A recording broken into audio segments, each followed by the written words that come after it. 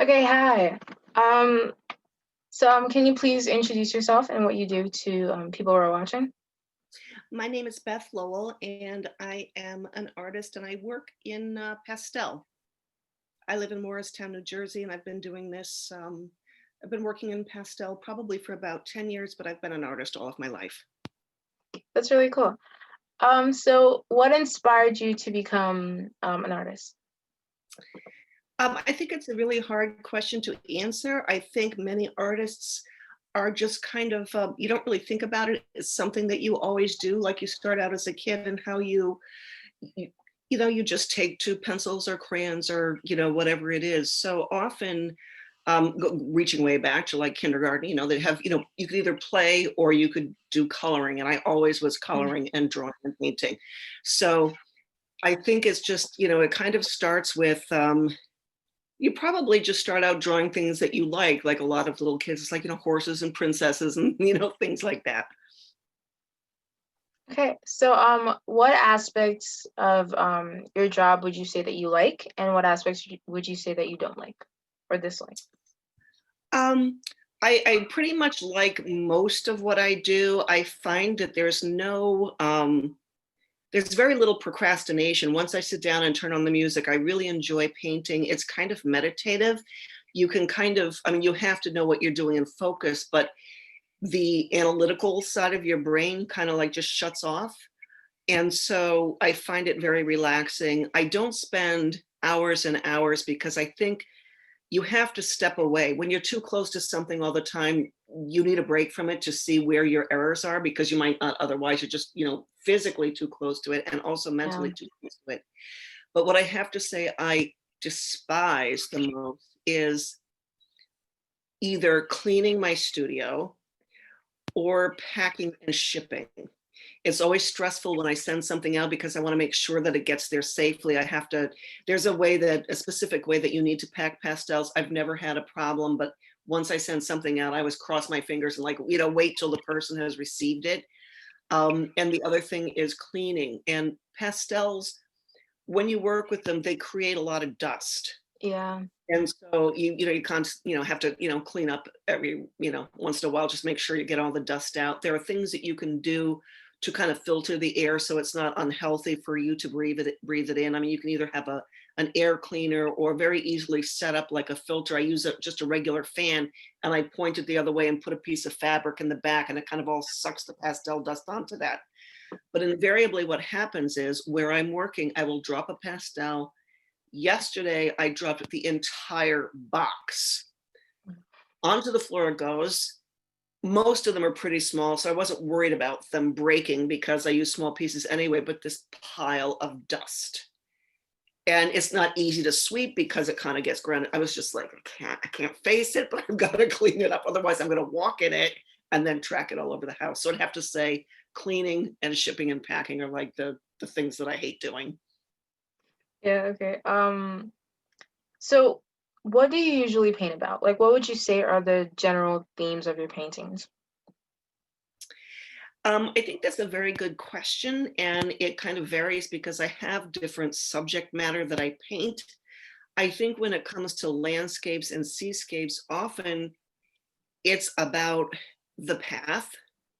And I wouldn't have recognized this because I'm drawn to certain vistas, to paint from, whether in life or if I'm taking a photograph. And I wouldn't have noticed somebody else pointed it out to me. There's always a path that's going somewhere. It just, Yeah. it's like, so I think it's kind of, not to sound cliche, but I do think it's about the journey and not knowing what's on the other side. It's kind of about the unknown. Um, I do a lot of marsh paintings, and I had to think about that one because I just think marshes are really cool.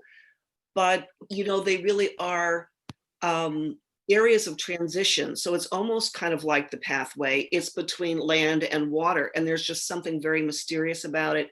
People are very rarely in marshes. There's a lot of wildlife there, which you don't always see. You usually just see, these grasses and these little weird estuaries that are, very calming.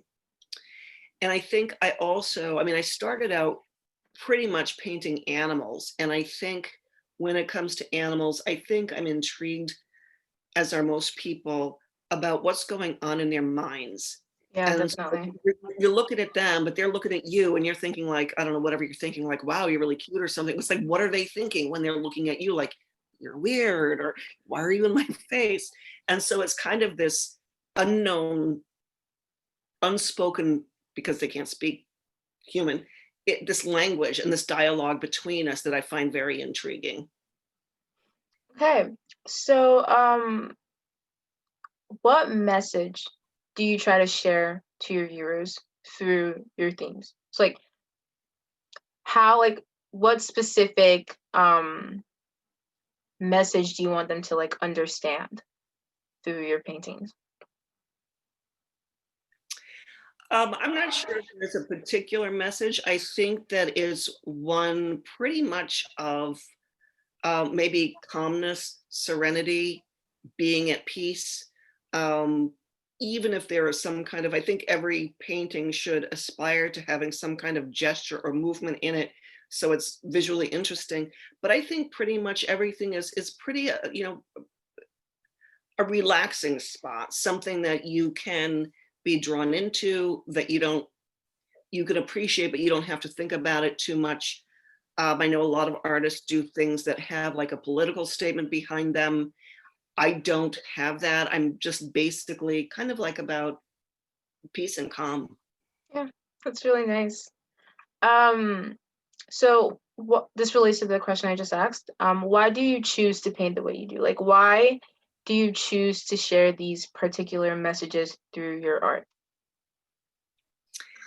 I think for myself and probably for every artist, there's just something that's within you that is part of your personality and who you are. And so by extension, your art is a part of yourself.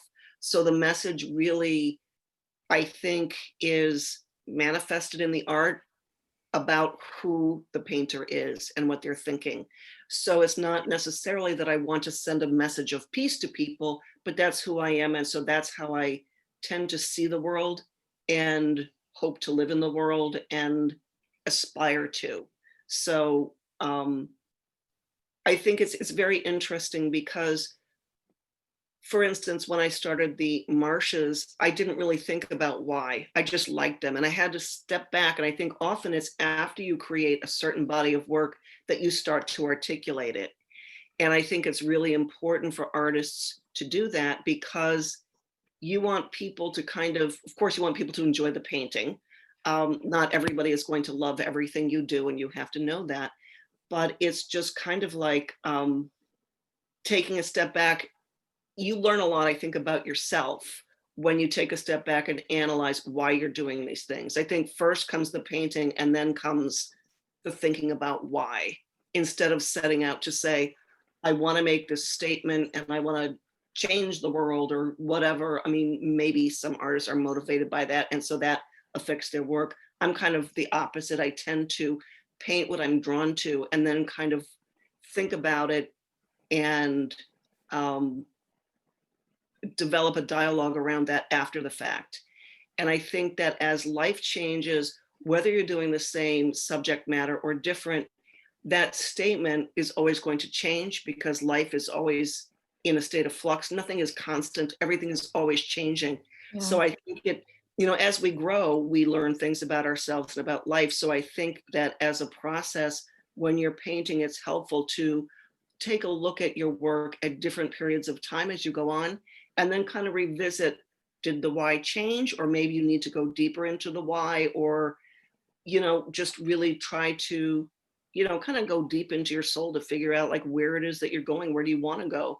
Or if you're tired of something, why did I get tired of it? Maybe I just need a break, or maybe I want to try something new. So it's a constant, not a battle, but a back and forth between the creating and then the thinking about it. Yeah. Um, so tell me more about how you became the painter that you are today. So how did you learn to paint? What was the educational process for you? I actually didn't have a lot of art classes in school. Growing up, I know very early on, I did have a private art teacher when I was like 6 or something, and she was very helpful, even at that young age. she talked about concepts that seem maybe advanced for a young child, but they actually weren't. And so I think that it's important, when you're communicating with or teaching anybody of any age, you have to give them the bigger picture, and either they'll understand it or they'll come to it. So I was very fortunate in that aspect. And because my high school did actually not have, you had art, like I think for 1 year, and then it was elective. But they Mhm. didn't really offer it as part of the curriculum. I was able to study after school I grew up in Boston, and the Museum of Fine Arts had after school classes Wednesday, Thursday, and Friday. So after school, I went and I got a lot of experience with different media there. And then when I graduated from high school, I went to two schools. I went to a school in Boston called the Vesper George School of Art, which was a commercial arts school. And after I went to that, you go for a certain number of hours and you get a certificate. And then after that, I came to New York City and I went to Pratt Institute and I got a Bachelor of Fine Art there. And I took up illustration because it's more difficult to understand and make a living in the fine art world. So at least if you have the ability to draw, you can illustrate things. That has changed quite a bit with first of all, it used to be totally illustration. Then they went to photography, and now, of course, it's a lot of graphic art. But I got a really solid training in drawing and painting through commercial art school. So I got a very good foundation in Mm. art. And then I used various techniques through my lifetime, and I worked a lot in pen and ink. But I went to an outdoor art show several years ago, and I saw some pastel paintings, and they were abstract. I don't really remember that much about them, but I just loved the media or the medium. So I bought some pastels, and I wasn't ready to do anything with them yet. I was quite busy with work, but I knew that when I was ready, I would have them there. And so then when the time freed up, they were there, and I just took it up, and that has been my medium pretty much ever since. Wow. So you started pastel painting recently, like a couple years ago, or is that Well, about 10 years ago. 10 years ago? Yeah, about that. Oh my God.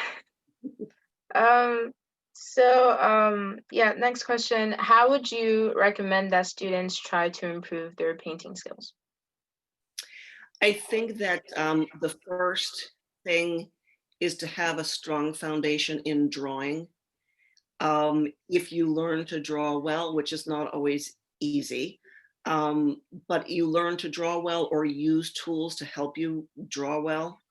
For instance, I'm teaching an online Zoom class, and they're adult students who don't particularly have a lot of background in art. One of them has more background than the other, and she's worked in watercolor and done some drawing. The other one has absolutely no background in art. So what I did was I taught them how to put something on a piece of paper using a grid. And so basically you look at your reference and you draw a grid on it, and then you draw the grid on your paper, and then you can find the shapes. It's almost like a tracing. And that helps with major placement. But what I also try to do is have them not rely on the grid, because you want to learn to draw naturally without that tool. But I think it's really important to use the tools that you have at hand to at least get you started. There's also a lot of things that you can do. You've probably seen, artists, the stereotypical like this and that. Yeah. But so, for instance, if I'm looking at you and I wanted to draw you, I could say, okay, this is the angle of your face. It goes like this. And then I can kind of replicate that on the paper. So it's aiding the eye to see. I think it's all more in the eye than it actually is in the hand. You do have to practice, obviously you're using your hands, but it's really observing. So it's like observe, use tools that you can, and practice daily. And it's also helpful if you have somebody who can give your work a second look, not to criticize it, but sometimes you're doing something, as I said, and you get too close to it. And so, for instance, say I'm working on your face and I'm like, in there close, oh my, this eye is beautiful and that eye is beautiful. And then I take a step back, I'm like, something's wrong. Well, maybe I drew them too close to each other. And sometimes it takes somebody else to take a look at it, because you get tired mentally, I think, and you're just, Yeah.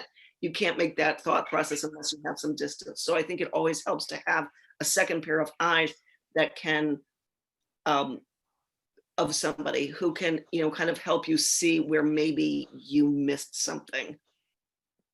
Yeah, I agree with that. Um, our next question is, what is your advice for students who want to speak to people through their art like you do, but find it difficult to capture like the exact message they want to send? Like they can't really like put it into the art. Like how would you, what's your advice to them? So you're saying that you want somebody, they're painting and they need to know how to describe what they're feeling that went into it?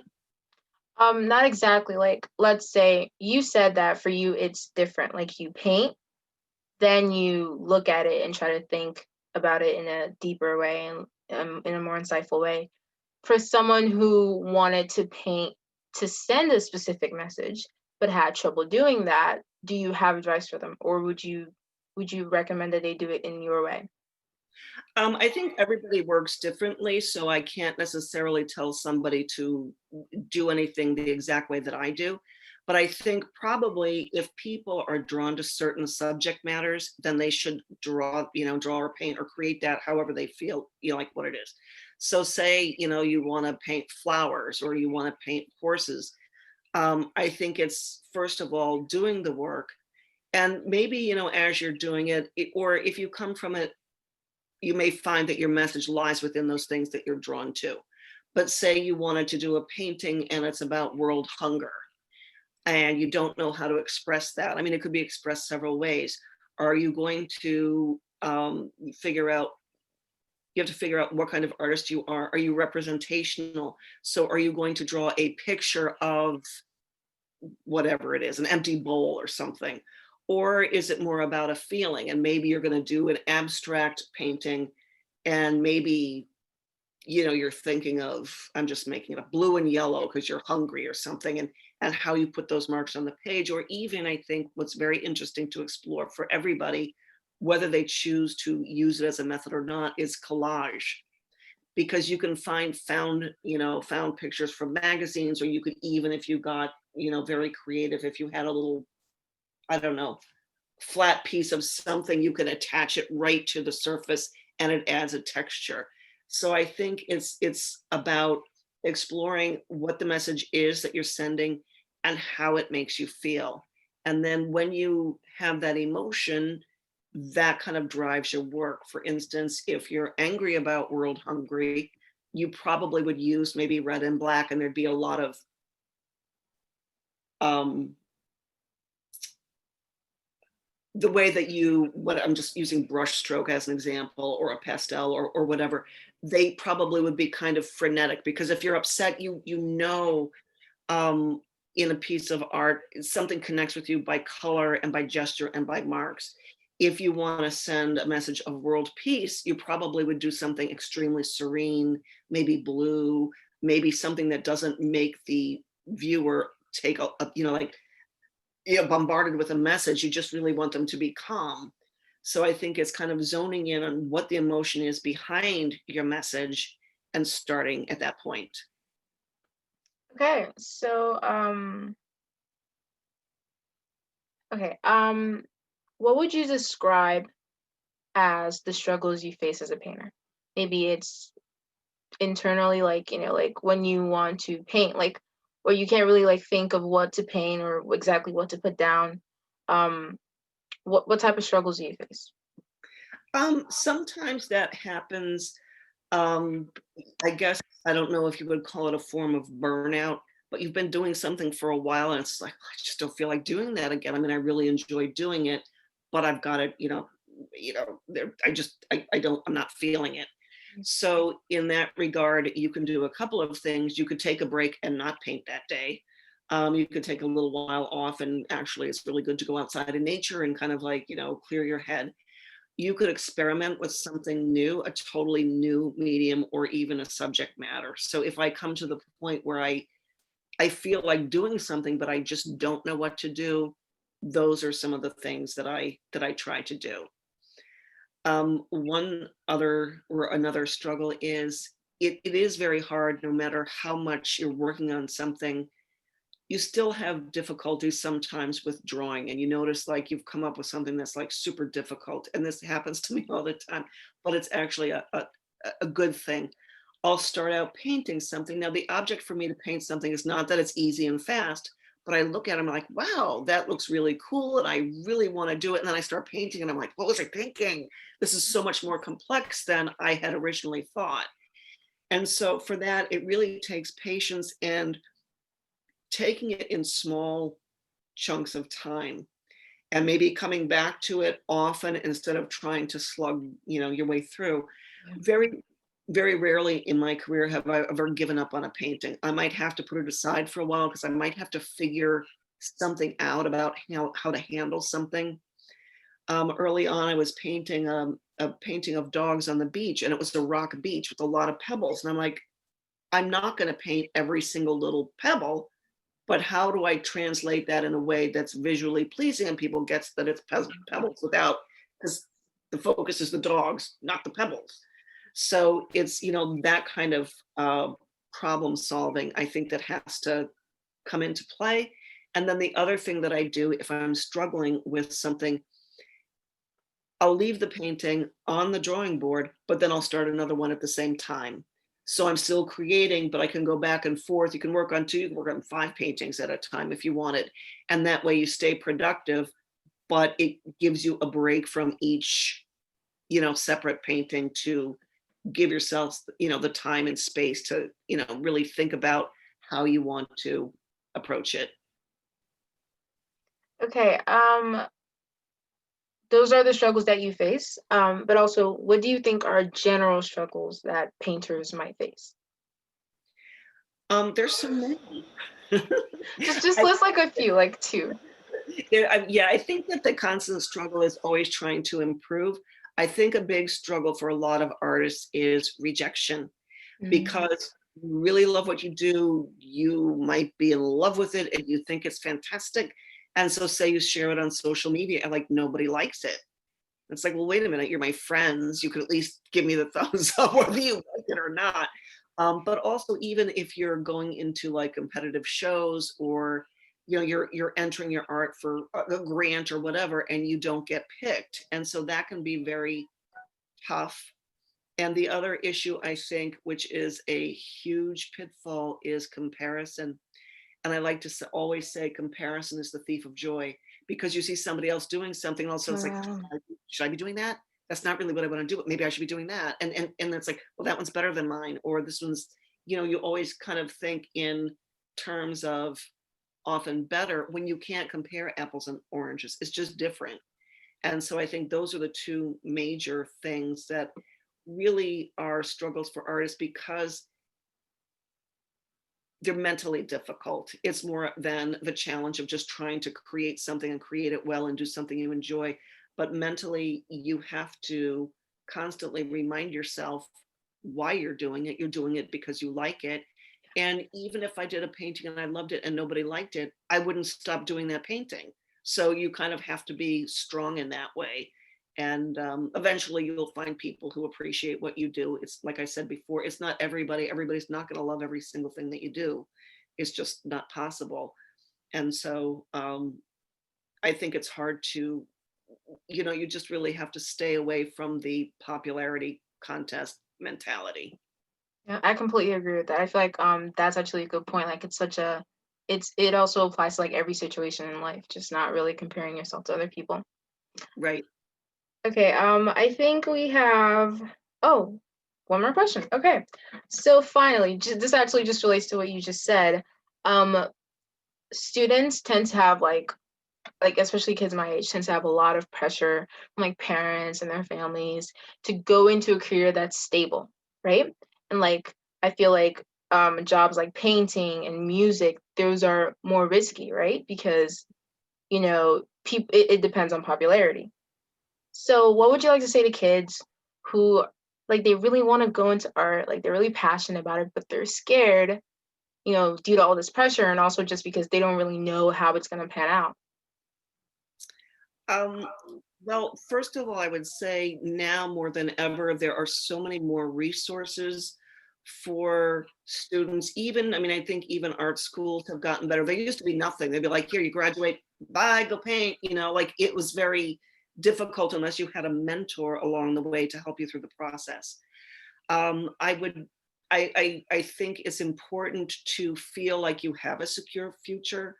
If you have, many artists have a second means of support, whether they're married and their spouse helps them out, or their parents can sponsor them. That's not an option for everybody. So I think it's important to find something that you enjoy doing and something that you're good at. You can always do a double major, and if you Mhm. love art, you're always going to find a time for it and a place for it. And then maybe in the future circumstances shift a little bit, or you get a little traction so you can do less of this and more of what you love. I get that parents are extremely concerned about their children going into something where they're going to be able to support themselves, and that's hard enough these days, no matter what you're doing. Yeah. But I also, I hesitate to say things to parents because I know so many of them who have children who want to go into music or art, and they try to steer that into a job. Yeah. And I think that that's a mistake, because that's maybe it's not. Maybe the child enjoys it, or the student, the young adult enjoys it and really can use their creativity and flex those creative muscles and hopefully express themselves in some way. But other times I think it's kind of a mistake. So for instance, for many years I worked for an insurance company, and they had a graphics department. And I was like, well, why don't you go do graphics? And I'm like, well, it's just the same to me whether I'm filing a piece of paper or doing graphics, because that's not who I am. That's not the kind of artist I am. I'm not Mhm. particularly good at it. I mean, graphics is a whole science unto itself, and people who do graphics and communication arts and advertising, they're real. It takes a special kind of person and a special kind of skill, and not everybody has that. So I guess my piece of advice would be, always try to do what you love. Often people have a very successful career in art or even writing while they have their regular job. I'm a fan of poetry, and one of our recent poet laureates, I mean, he was an insurance company executive, but I mean, that didn't deter him from writing. He, was the poet laureate. So I think you can do the same thing with art. You just have to, I guess, prioritize, and also understand that if you are pursuing two things at the same time, you have to really try to find a balance, because say, you have your career, then you do want to spend time work on your art, and that's time by yourself. You need to find the time for a social life and balance, so you spend time with your family and friends, because otherwise then you're like this workaholic with no social life and no support system. So that's not a good thing either. So I think it's also very important, if you have something in mind, say you really want to be a painter, check out the schools that you are able to go to or that are close by of higher education, and ask them the questions. And they might be able to, obviously you're not just taking art, you're taking other subjects too, but you might be able to do a double major. You might be able to do something where you get the education and learning how the art world works, which also is always changing, because with the pandemic and online, everything has changed. Not everybody has to go to a gallery anymore. There's more people selling, by themselves right online. So if you ask those questions of those places of higher learning, they can kind of give you an indication of what to expect. And I mean, even have your parents ask too, so they have some kind of sense of confidence, that they're not just, you're going to go like, the big thing in back in my day was, like they made fun of people who majored in basket weaving. It's like you go off to college and like, yeah, you become a basket weaver. And, that's not what people's parents had in mind for them. But I also think it's really important to explore those things while you have the chance, if you can, while you're in school. So, Okay, thank you. Thank you for watching today's Professional Council Conference, or PCC. As always, information about our interviewees are in the description. If you want the transcript to this video, click the link in the description. It'll take you to our website. There is also information on there about volunteer opportunities, events and fundraisers that we host, and places you can donate to. follow us on Instagram, that's also in the description, for more updates on any event. Email us at studentguidancecommittee@gmail.com for any questions, comments, and or concerns that you may have. Thank you and see you next time.